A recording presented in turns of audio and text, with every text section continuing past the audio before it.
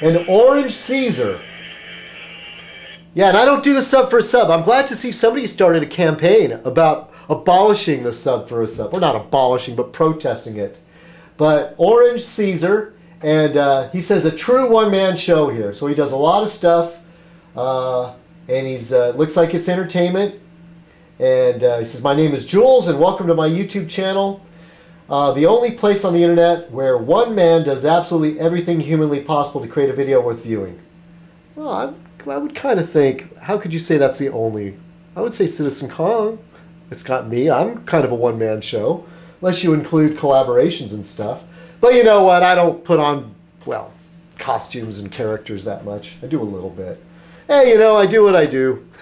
It's just the natural citizenkong charm that comes through in the videos that makes me watchable. That some people sit through every bit of Fez Night just to hear me babble incoherently.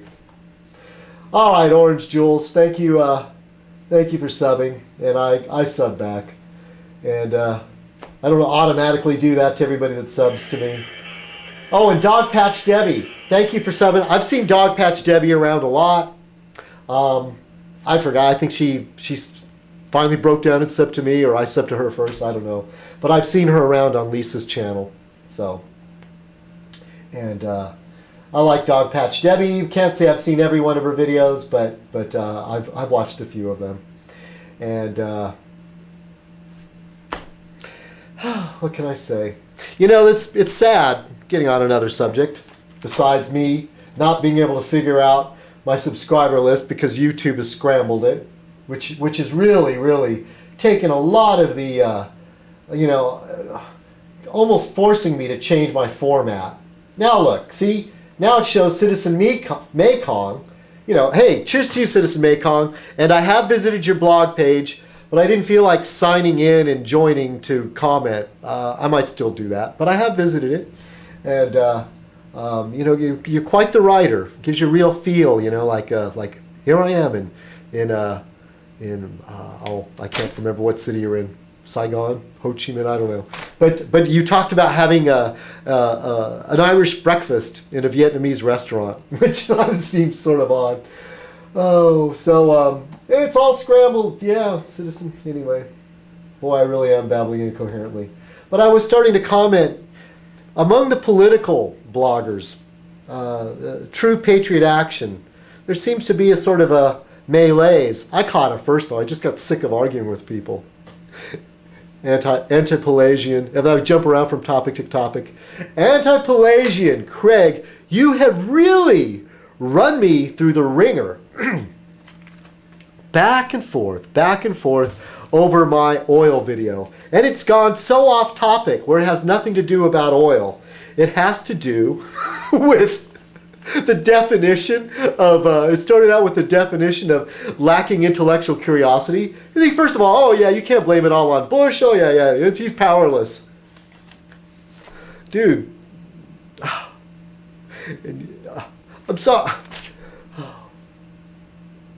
Telling me the president has absolutely no power when Bush has been grabbing as much power as he can. Are you blind? And I was saying lacking intellectual curiosity because I was trying to be polite rather than calling him an idiot. But most people agree that he lacks intellectual curiosity. You say, well, what does that mean? And I say, you know, has no real interest in the arts or sciences. Oh, I'm not going to vote for some guy wearing a beret sitting and painting or you know, some man in a lab coat. You know what I mean. You're just being difficult. You're just being so difficult. Then it goes on and on and on and on. Please visit my page and watch the exchange between Anti-Pelagian and I on my Citizenkong on oil. And chime in. And please point out to him just how unreasonably he's being. And then it comes down to like, oh, I'll only vote for a strict constitutionalist.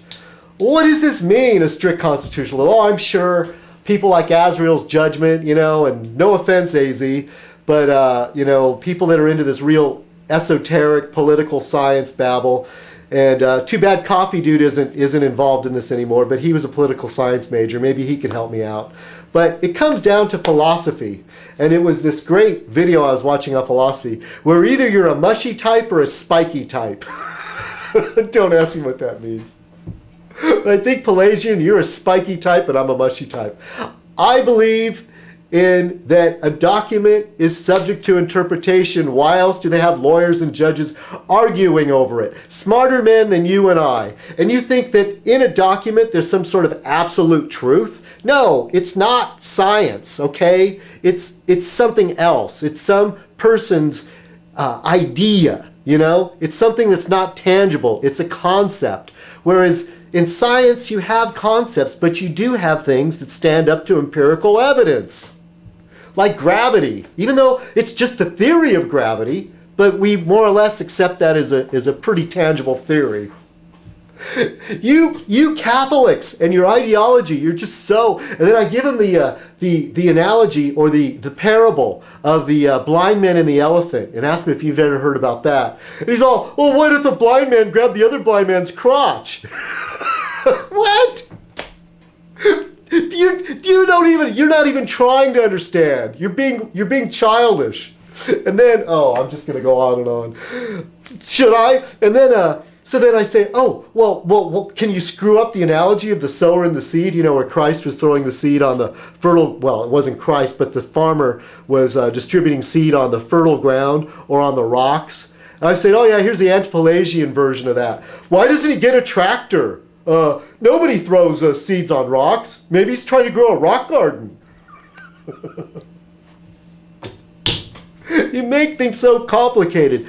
Fine, stick to your strict interpretation, but admit it. You're coming from a conservative viewpoint, I'm coming from a liberal viewpoint. And you're trying to point to the fallacy like, oh yeah, you believe in like in the spirit of the document until it's on your turf. Sure, same for you. I could say the same about you. I'm not trying to argue that point.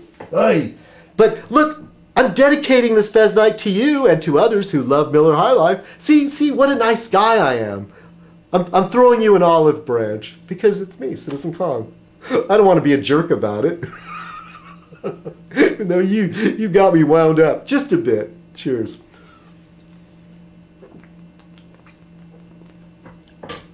And do you see why good guys like Coffee Dude give up? Well, he hasn't given up, but he's gotten sick of it for a while. Doesn't want to deal with the haranguing back and forth. I mean, it distills down to an essence, and that's what I was trying to tell you with the analogy of the blind man and the elephant, that as long as there's human beings involved, there are going to be different viewpoints. And you turn it into what? Why does it have to be an elephant? Why do they have to be blind? Oh, God. I feel sorry for your wife. No, that was kind of low. But you did say that you're argumentative. Just ask your wife. So yeah, you set yourself up for that. All right. But I had an exchange with Whirlpool's Ed about you, and then, he likes you. Even though you guys disagree a lot. Oh my. So I'm going through my subscriber list, and it's all scrambled. I can't go through here. I was trying to thank Boss Pork Chops for subbing. I think I did that. Mr. Shawnee too. I think I did that.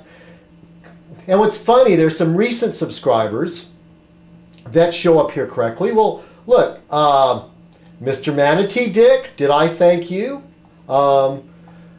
Which seems like another crazy sock account. Delphic Gobshite, already thanked you.